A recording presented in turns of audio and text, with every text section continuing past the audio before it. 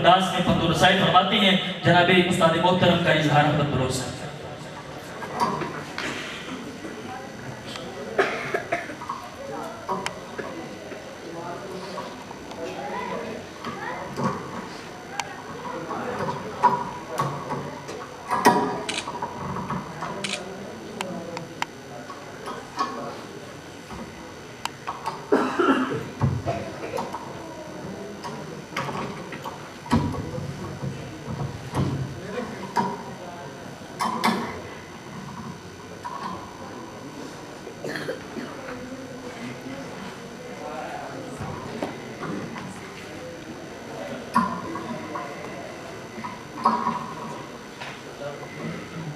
السلام علیکم ورحمۃ اللہ وبرکاتہ۔ الحمد للہ نحمده ونستعینه ونستغفره ونؤمن به ونتوکل علیہ ونعوذ باللہ من شرور انفسنا ومن سیئات اعمالنا من يهده الله فلا مضل له ومن يضلله فلا هادي له ونشهد أن لا إله إلا الله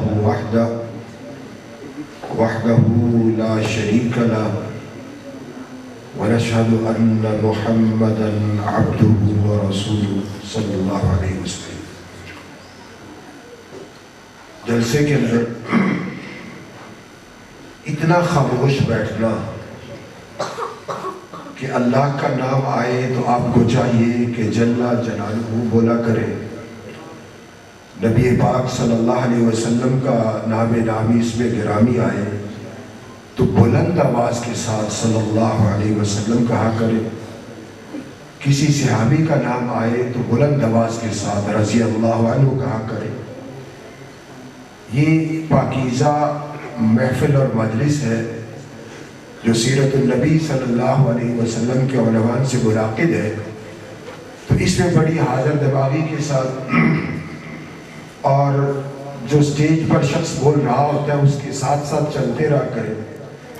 اگر آپ توجہ پوری کریں گے تو لا آپ بولیں گے بھی، اگر آپ کی توجہ دائیں بائیں ہوگی تو آپ کو پتہ بھی نہیں چلے گا کہ بات کیا ہو رہی ہے۔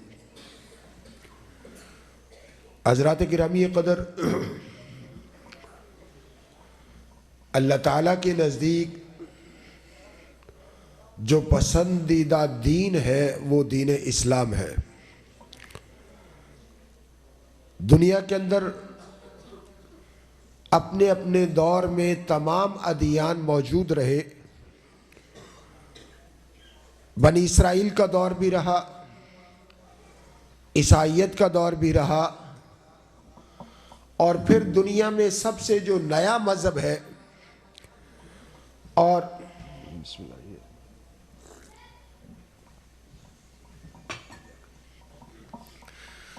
دنیا میں جو سب سے نیا مذہب ہے وہ مذہب اسلام ہے۔ یہودیت جو ہے وہ ہزاروں سالوں سے ہے، عیسائیت کو بھی کئی ہزار سال ہو گئے، مگر دین اسلام محض 1500 سال پرانا مذہب ہے، اور یہ باقی دینوں کے مقابلے میں بہت تھوڑا عرصہ ہے، مگر جس تیزی کے ساتھ اللہ تعالیٰ نے اسلام کو قبولیت عطا فرمائی اس تیزی کے ساتھ کسی مذہب کو عطا نہیں فرمائی۔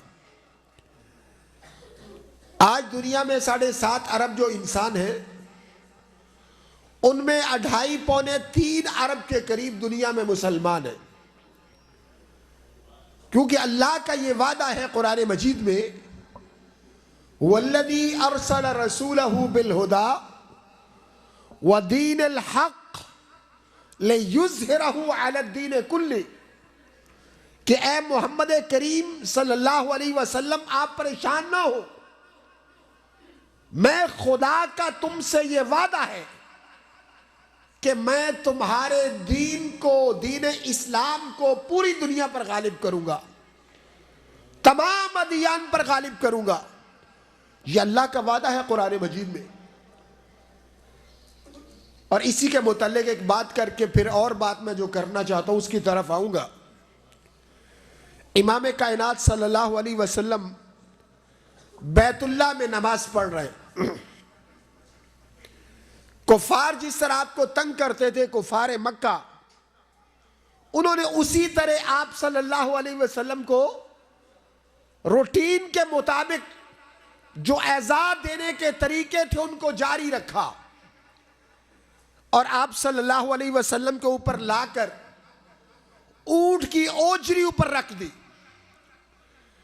اب صاف ظاہر ہے اس کا بڑا وزن ہوتا ہے، اور امام کائنات سجدے میں ہے. جناب رسول پاک کی لخت جگر سیدہ فاطمہ الزہرا رضی اللہ تعالی عنہ، چھوٹی بچی، بھاگتی بھاگتی آپ آئی اور اس کو کبھی ادھر سے ہلاتی کبھی ادھر سے ہلاتی، تاکہ میرے باپ پر جو وزن ہے وہ دائیں بائیں ہو جائے اور وہ نکل آئے اس سے. اور جس طرح چھوٹا بچہ جب اس سے کوئی کام بن نہیں نہ پاتا تو وہ رونا بھی شروع کر دیتا ہے. آپ رونے بھی لگی. نبی کریم صلی اللہ علیہ وسلم نے اپنا سر مبارک اٹھایا. حضرات یہ بڑی قابل توجہ بات ہے. یہ وہ شخص کہ جس کے سر پر اونٹ کی اوجری لدی ہوئی ہے، بندے بھی کوئی زیادہ نہیں، 150 بندہ ساتھ ہے، کوئی زیادہ لوگ بھی ساتھی نہیں، مگر اس کے باوجود آپ نے ایک ایسا جملہ کہا، آپ نے ایک ایسا جملہ ارشاد فرمایا کہ وہ جملہ سونے کے پانی سے لکھنے کے قابل ہے. آپ نے اپنی بیٹی کو اپنے سینے سے لگایا اور فرمایا فاطمہ رو نہیں، ان قریب اللہ تیرے باپ کے دین کو پوری دنیا میں غالب کر دے گا.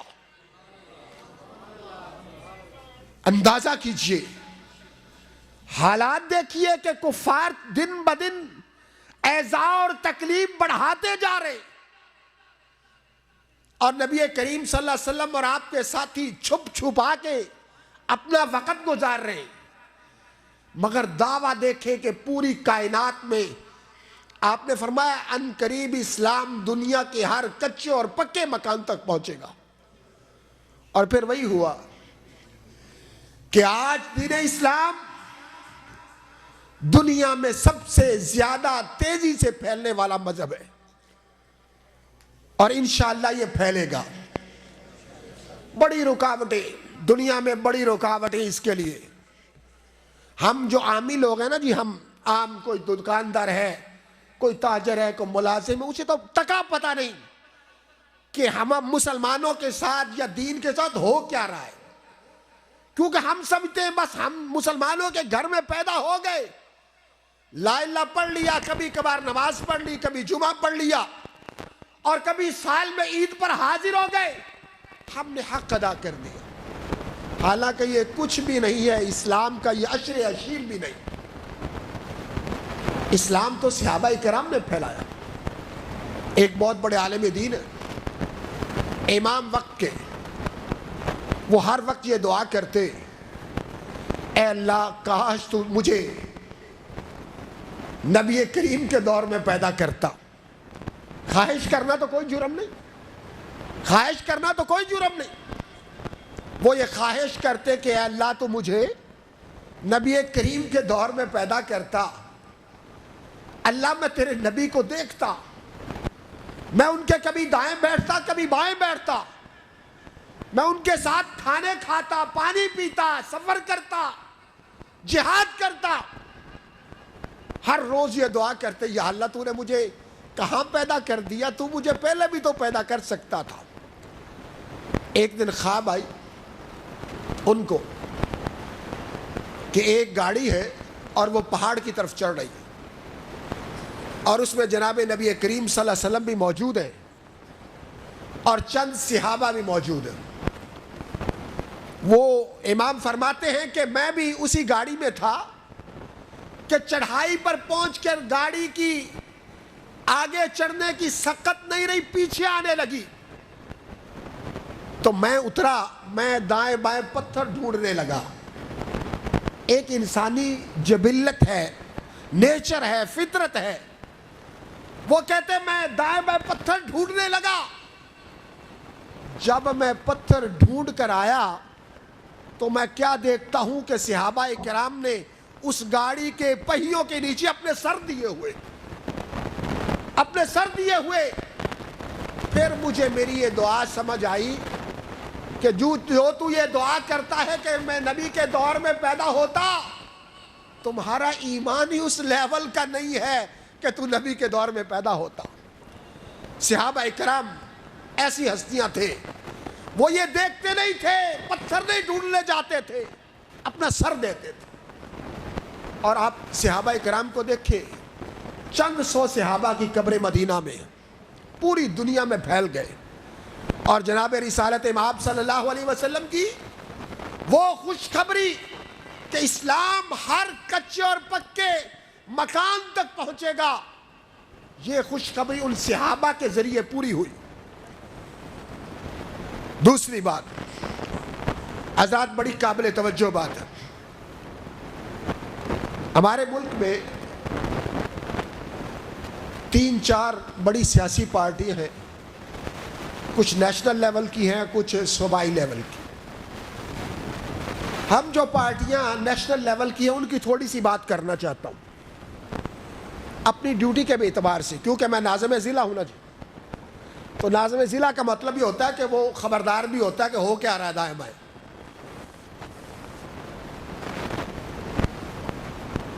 تین بڑی پارٹیاں آپ کر لیں, پی ٹی آئی ہے, پیپلز پارٹی ہے, اور مسلم لیگ ہے. میں آپ کو ایک بات آج سمجھاتا ہوں, شاید کسی کو بھی پتا نہ ہو, کوئی ایسا بندہ ہو جس کے علم میں ہو. جن پارٹیوں کے جھنڈوں میں سرخ رنگ کا کپڑا لگا ہوتا ہے نا, وہ اس بات کا اعلان ہوتا ہے کہ ہم سیکولر ہیں, ہمارا دین سے کوئی تعلق نہیں. سرخ رنگ یہ اعلان کر رہا ہوتا ہے. رانا صاحب, سرخ رنگ وہ پیپلز پارٹی کے جھنڈے میں ہو یا پی ٹی آئی کے جھنڈے میں ہو, اس کا معنی یہ ہوتا ہے کہ ہمیں دین سے نہ کوئی ہمارا تعلق ہے, نہ ہم دیندار ہیں, نہ دیندار ہونے کا دعویٰ کرتے ہیں. ٹھیک ہے, ایک بندہ اس نے اعلان کر دیا کہ ٹھیک ہے بھائی میں دیندار نہیں ہوں, میرا دین سے کوئی تعلق نہیں, ہمیں کوئی اعتراض نہیں, کوئی اعتراض نہیں. مدنی صاحب, ہمیں کوئی اعتراض نہیں بھائی, وہ اس نے اعلان کر دیا کہ میرا کوئی تعلق نہیں. اب اس شخص سے کوئی امید رکھنا دینداری کی, بھائی صاحب ایسے بندے سے کوئی دینداری کی امید رکھنا عبث اور فضول ہے, عبث اور فضول ہے, کیونکہ اس نے پہلے ہی کہہ دیا کہ بھائی میرا یہ نال کوئی تعلق نہیں.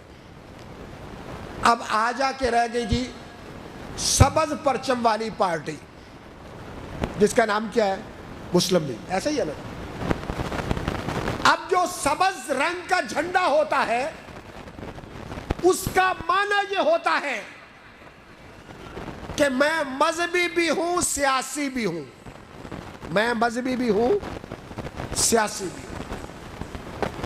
میرا سوال یہ ہے کہ آج تک سبز جھنڈے والی پارٹیوں نے کیا کیا ہے؟ ہر دور میں جب بھی دین کی اور دینداروں کی پیٹھ میں چھرا گھونپا گیا ہے تو یہ سبز جھنڈے والے پیچھے نکلتے ہیں. حال ہی میں 28ویں ترمیم پاس ہوئی اور اس میں یہ بل پاس ہوا کہ 18 سال سے کم عمر بچی کا نکاح نہیں ہو سکتا. اچھا, ان کو اب پتہ لگا, ان کو ابھی کو وہی آئی ہے. مطلب جان بوجھ کر اسلامی شعائر سے, اسلامی قوانین سے چھیڑ چھاڑ کرنا یہ ان کا مشغلہ ہے. پی ٹی آئی نے تو نہیں کوئی بل پاس کیا, پیپلز پارٹی نے بھی آج تک کوئی اس طرح کا بل پاس نہیں کیا. انہیں کیا آخر آ گئی کہ انہوں نے یہ بل پاس کیا, جبکہ رسالت مآب صلی اللہ علیہ وسلم نے فرمایا الیوم اکملت لکم، بولے الیوم اکملت لکم دینکم واتممت علیکم نعمتی ورضیت لکم الاسلام دینا۔ دین تو مکمل ہو گیا ہے، وراثت کے اصول، خاندانوں کے اصول، شادیوں کے اصول، نماز پڑھنے پڑھانے کے اصول، روزہ رکھنے رکھانے کے اصول، یہ سارے تو طے ہیں۔ اب نیا کون سا فرشتہ آ گیا ہے جو ان پر اترا ہے؟ دیکھیں، اب ایک بچی 17 سال کی عمر میں جوان ہو جاتی ہے، کیا اس کا نکاح کرنا؟ اسلام میں شرط کیا ہے؟ بچہ اور بچی بالغ ہونے چاہیے۔ بات ختم ہو گئی، بات ختم ہو گئی، اسلام میں یہ شرط ہے۔ میرے محترم بھائیوں اور بزرگوں، ہمارے ملک میں بدقسمتی سے ایسے لوگ قانون پاس کرتے ہیں جن بیچاروں کو پتہ ہی کوئی نہیں ہوتا، کلمہ ان کو آتا نہیں، کل واللہ ان کو آتی نہیں، کوئی چھوٹی موٹی صورت نماز جنازہ تو شاید ان کے دادوں کو بھی پڑھنی نہ آتی ہو، ان بیچاروں نے کیا پڑھنا؟ اور پھر ایسے ایسے ہمارے للے تللے وزیر فلاں فلاں لوگ ملک میں جو حالات ہیں انہی نے پیدا کی، ہم نے تو نہیں پیدا کی۔ مطلب ہم سائیوال میں بیٹھے اپنی روٹی روزی کے چکر میں، ہم نے کیا ملک کا کرنا ہے جی؟ ملک کی باغ ڈور تو جن کے ہاتھ میں ان کی ذمہ داری ہے۔ پرسوں اسلام آباد میں 2-3 دن پہلے ایک امام بارگاہ میں دھماکہ ہوا، ہم نے اس کی پرزور مذمت کی، یہی کر سکتے ہیں نا، افسوس کیا ان کے ساتھ، مذمت کی، بیانات دیے، بار بار مذمت کر رہے ہیں۔ وزیر دفاع صاحب اٹھتے ہیں، جی وہ جو بندہ تھا نا اس کا تعلق سلفیت کے ساتھ تھا۔ بندہ پوچھے سلفیت، اب مانے نہ پتا سلفی آنے کنہوں نے؟ خواجہ آصف صاحب، نہ پتا نہ سر، 15 منٹ کے بعد ان کو پتا چل جاتا ہے۔ تو بندہ پوچھے پہلے تم کیا کرتے رہے ہو؟ کبھی اس جماعت پر اصل میں ہمارے 75 سالہ حکومت، ہمارے نظام میں مذہب کو جان بوجھ کر آڑ بنا کر آپس میں مذہبی جماعتوں کو لڑایا جاتا ہے، مگر جناب وزیر صاحب اب کوئی نہیں لڑے گا، اب لڑ لیا جنہوں نے لڑنا تھا، مر گئے وہ۔ اب تمہارے کہنے پہ نہ کوئی اہل حدیث دیوبندی سے لڑے گا، نہ کوئی دیوبندی بریلوی سے لڑے گا، ہمیں پتہ لگ گیا کون استعمال کرتا ہے۔ اور یہ بڑے بڑے مذہبی جو گادری جو ہوتے ہیں نا، وہ بھی استعمال کرتے نوجوانوں کو، مختلف نعرے لگا کر استعمال کرتے۔ اب کوئی استعمال نہیں ہونے والا۔ ہم تو کہتے ہیں اے اللہ ہمیں ہماری زندگی میں وہ دن دکھا کہ جب ہمارے ملک کے چپے چپے پر امن کے پرچم لہرائیں۔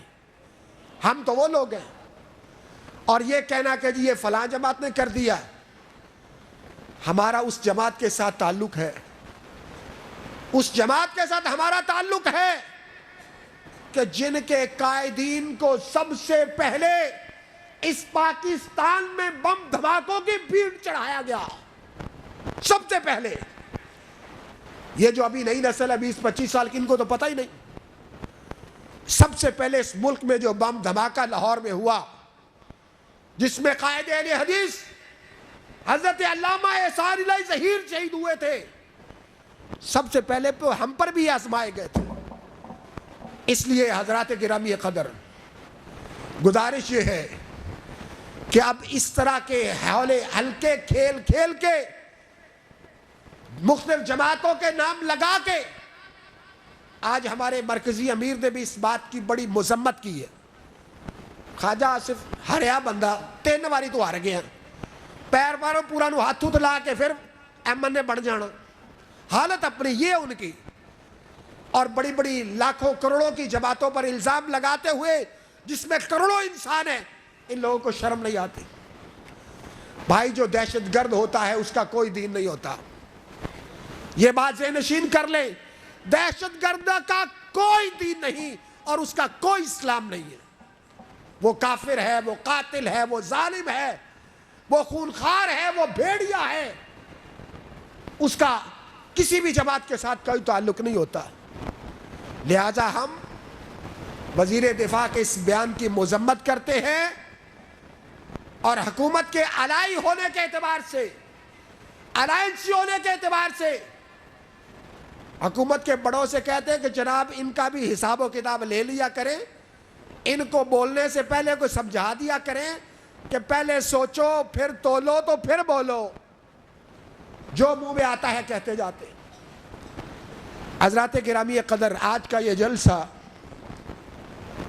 جب میں اس مسجد کو دیکھ رہا تھا، اس مسجد کی پہلی اینٹ جو پہلے دن سے میرے ذہن میں وہ سارا نقشہ گھوم گیا، کون کون بزرگ یہاں پر موجود تھے، میں ان کا نام ضرور لوں گا اور ان کے لیے دعا بھی کروں گا۔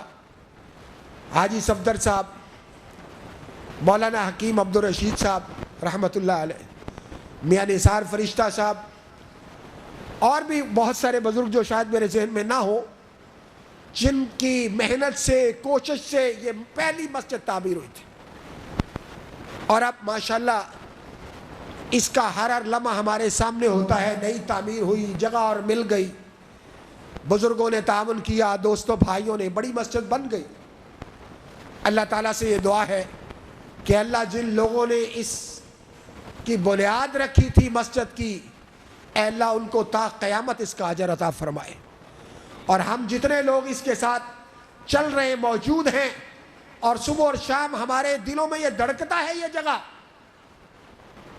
ہم سب کو بھی اللہ تعالیٰ یہ توفیق عطا فرمائے کہ ہم اس مسجد کی ترقی کے لیے مزید کوششیں کرتے رہیں۔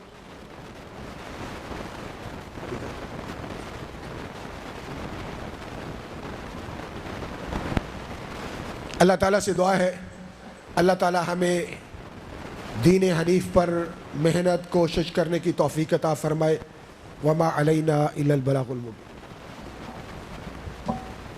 حاجی صاحب حفظہ اللہ تعالی، ناظم اعلیٰ مرکزی جمعیت اہل حدیث پاکستان، وہ بھی انشاءاللہ اسٹیج کی رونق ہوں گے، اور انشاءاللہ ان کی آمد کے ساتھ ہی ان کا خطاب عام شروع ہو جائے گا۔ تو ان کی آمد سے پہلے یہ ایک دو اعلانات ہیں، وہ سماعت فرما لیں۔